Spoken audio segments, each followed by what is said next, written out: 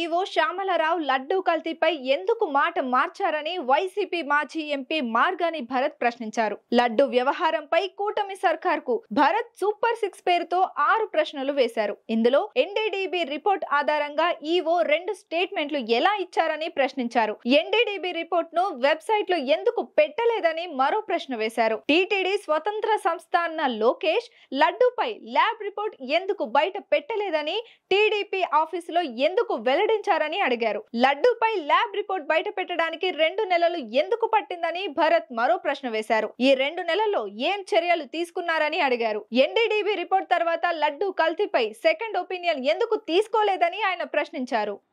తిరుపతి దేవస్థానం కలియుగ వైకుంఠుడు శ్రీ వెంకటేశ్వర స్వామికి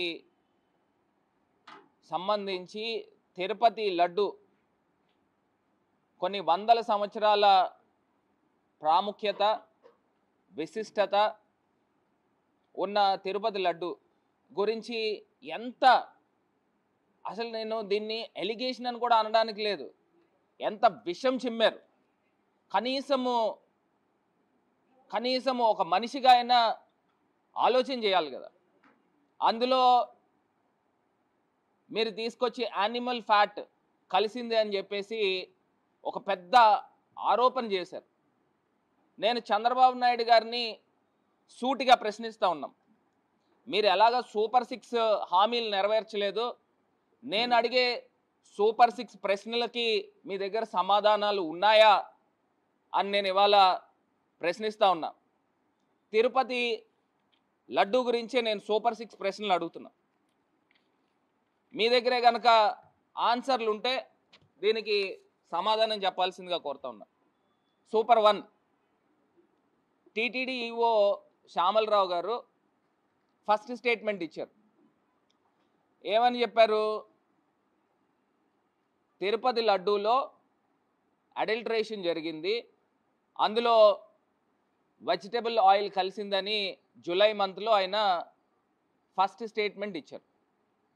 దాని తర్వాత సెకండ్ స్టేట్మెంట్ చంద్రబాబు నాయుడు గారు సెప్టెంబర్ నెలలో సెప్టెంబర్ 19 తర్వాత ఇచ్చిన తర్వాత మళ్ళీ ఇదే టీటీడీ శ్యామలరావు గారు, ఈవో శ్యామలరావు గారు ఏమని చెప్పారు?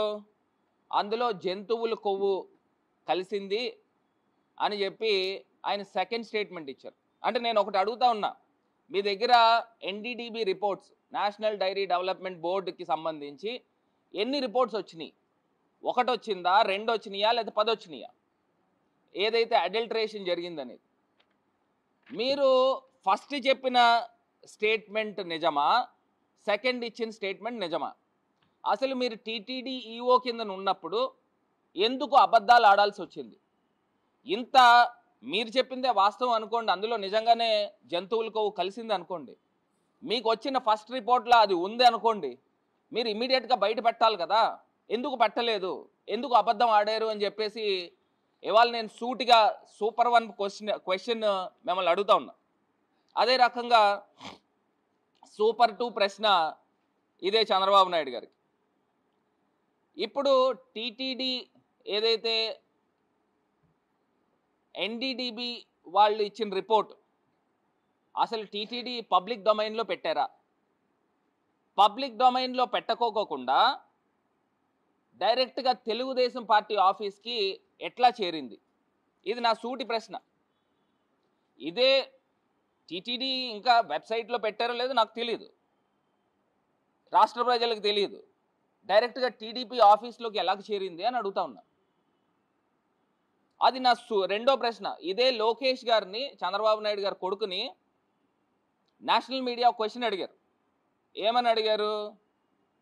when you got the reports in the month of July, why did you not showcased or exhibited immediately? Why you have taken 2 months of time అని క్వశ్చన్ అడిగారు. అడిగితే ఈయన లోకేష్ గారు ఇచ్చిన సమాధానం ఏంటంటే, it takes time. TTD is an independent body, autonomous body. The role of Mr. Chief Minister is just to appoint EO అని అన్నారు. మరి అన్నప్పుడు ఇండిపెండెంట్ బాడీ అని చెప్పినప్పుడు టీటీడీ కదా, తిరుపతి దేవస్థానం కదా, అది పబ్లిక్ డొమైన్లో పెట్టాలి. తెలుగుదేశం పార్టీ ఆఫీస్కి ఎట్లా చేరింది? ఇది నా సూపర్ 2 సెకండ్ క్వశ్చన్. సరే, సూపర్ 3 మూడో క్వశ్చన్. ఇప్పుడు జూలై 12న కదండి, 12 లేకపోతే 16నో మీకు రిపోర్ట్స్ వచ్చినాయి ఎన్డీడీబీ నుంచి. వచ్చిన రిపోర్ట్స్ సెప్టెంబర్ 19 దాకా ఎందుకు బయట పెట్టలేదు? నేను అడిగే క్వశ్చన్, 2 నెలలు కాల వ్యవధి తీసుకున్నారు, ఎందుకు బయట పెట్టలేదు? అంటే ఒకటే నేను సూటిగా అడుగుతున్నా, ఇంత పెద్ద ఆరోపణ చేశారు కదా, ఇదేమి సామాన్యమైన విషయం కాదు. మీరు ఇంత పెద్ద ఆరోపణ చేసినప్పుడు ఇప్పుడు దాకా ఏం యాక్షన్ తీసుకున్నారు? ఈ 2 నెలల కాల వ్యవధిలో కేసులు ఎందుకు బుక్ చేయలేదు? అరెస్టులు ఎందుకు జరగలేదు? నేను ఒకటే అడుగుతున్నా, ఇంత పెద్ద రార్థాంతం జరుగుతూ ఉంటే ఇప్పుడు దాకా మీరు దీనిపైన ఏం యాక్షన్ తీసుకున్నారు? ఎందుకు చేయలేదు? ఎందుకు అని ఒక హిందువుగా నేను అడుగుతా ఉన్నా. ఈ 2 నెలలు మా చేతిలో ఒక బకెట్ బురద ఉంది, మేము జల్లీసాం, మీరు కడుక్కోండనా?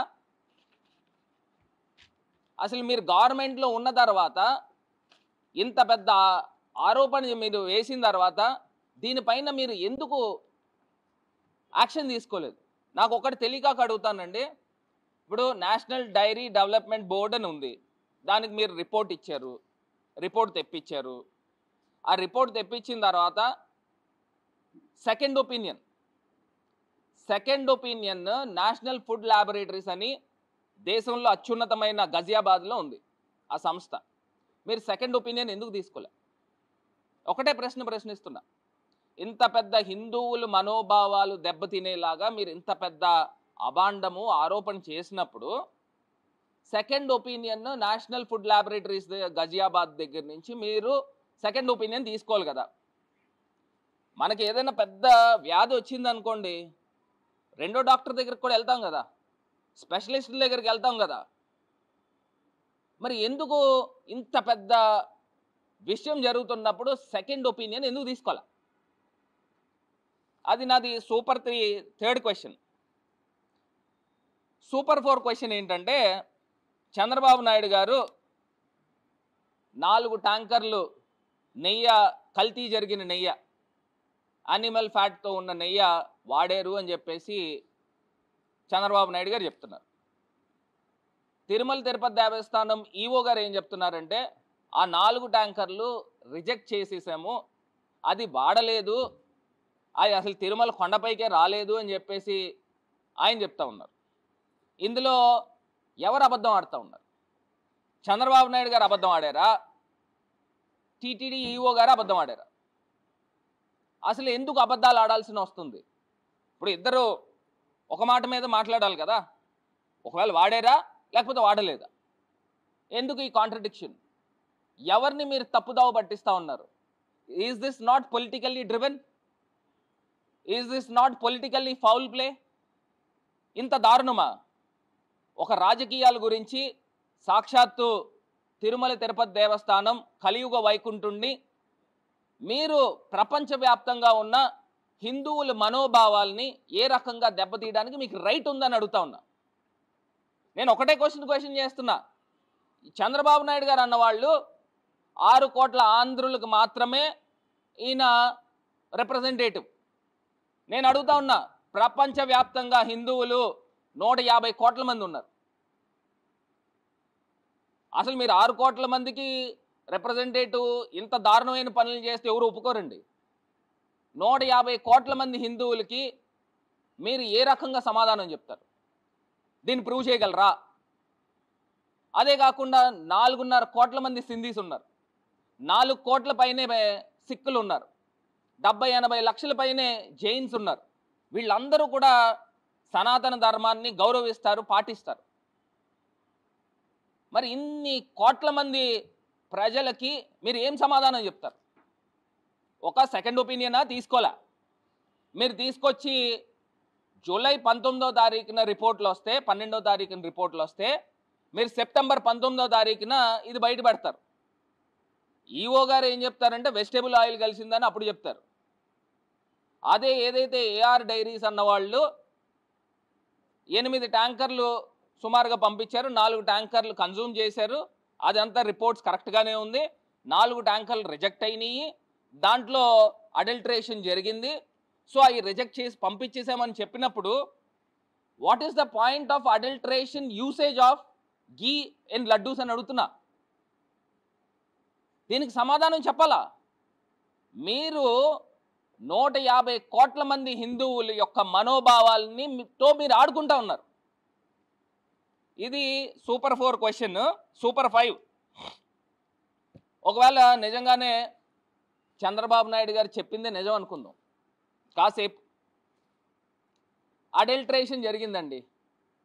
అడల్టరేషన్ జరిగితే చంద్రబాబు నాయుడు గారు చెప్పింది నిజం అనుకుంటే, ఎందుకంటే అక్కడ 3 layers ఆఫ్ చెకింగ్ ఉంది. ఆ 3 layers ఆఫ్ చెకింగ్ డిఫరెంట్ సైంటిస్టులతో ఉంది. అది నాట్ ఓన్లీ గీ, మీరు వాడే జీడిపప్పు కానీ, బాదం పప్పు కానీ, యాలకులు కానీ, పంచదార కానీ, ప్రతి దానికి అక్కడ సూపర్ సోఫిస్టికేటెడ్గా అక్కడ అంతా కూడా చెకింగ్ అనేది ప్రాపర్గా జరుగుతుంది. ఇది వైఎస్ఆర్ గవర్నమెంట్ వచ్చిన తర్వాత కాదు, గడిచిన 10, 20, 30, 40 సంవత్సరాల నుంచి కూడా ఇది జరుగుతూ ఉంది. ఇప్పుడు చంద్రబాబు నాయుడు గారు చెప్పింది కాసేపు నిజం అనుకుందామండి. నిజం అనుకుంటే నిజంగా మనం ఎవరు ఉన్మాదులు కాదు కదండి. నిజంగా లక్షల కోట్ల మంది ప్రజలకు సంబంధించిన మనోభావాలతో ఎవరైనా ఇంత ధైర్యానికి యానిమల్ ఫ్యాట్ వాడడానికి సాహసిస్తారా అని అడుగుతా ఉన్నా. ఒకవేళ నిజంగానే అడల్టరేషన్ జరిగితే, చంద్రబాబు నాయుడు గారు చెప్పింది నిజమైతే, అందులో ఏదన్నా పామాయిల్ కలుపుతారు, లేకపోతే డాల్డా కలుపుతారు. అసలు యానిమల్ ఫ్యాట్ కలిపితే దాని దుర్వాసన ఎలా వస్తుందండి? ఆ మాత్రం జ్ఞానం లేదా? దుర్వాసన ఎలా వస్తుంది? ఎన్ని సుగంధ పరిమళాలు దాంట్లో కలిపినా కానీ అది వాసన వస్తుంది. ఇప్పుడు కొన్ని వందల మంది శ్రీ వైష్ణవులు అనాదిగా కొన్ని సంవత్సరాల నుంచి, ఒక 30, 40, 50 సంవత్సరాల నుంచి వాళ్ళు లడ్డూలు తయారు చేస్తూ ఉంటారు. వాళ్ళకి తెలియదండి